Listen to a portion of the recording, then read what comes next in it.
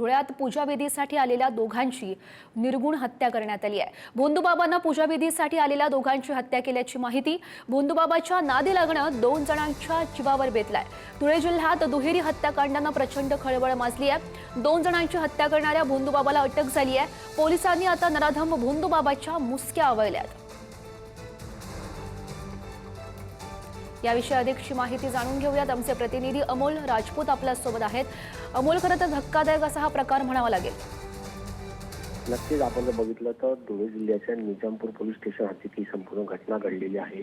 पूजाविधीसाठी जयश्री काकुस्ते आणि त्यांच्या जे काही मित्र आहेत अक्षय सोनवणे हे दोघं त्या ठिकाणी गेले होते आणि त्यानंतर हा संपूर्ण प्रकाराचा उलगडा झालेला आहे।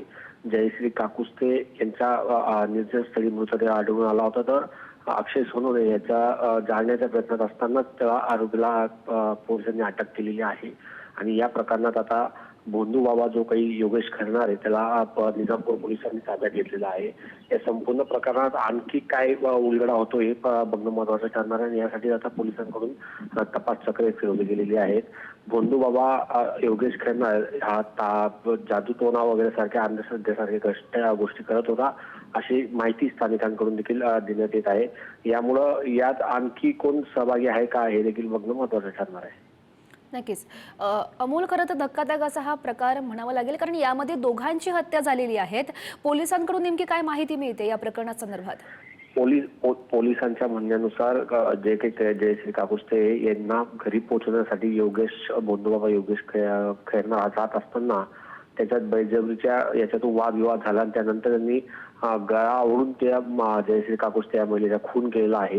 तर अक्षय सोनवणे याने येण्यास उशीर का झाला, जयश्री काकुस्तेला पोहोचवलं का नाही पोहोचवलं या जाबावरून वाद झाले आणि त्यानंतर त्या अक्षय सोनवणेच्या डोक्यात लोखंडी स्टॅम्पी टाकून त्याचा देखील खून करून मृतदेह जाळण्याचा प्रयत्न केल्याचं पोलिसांकडून सांगण्यात आलेलं आहे।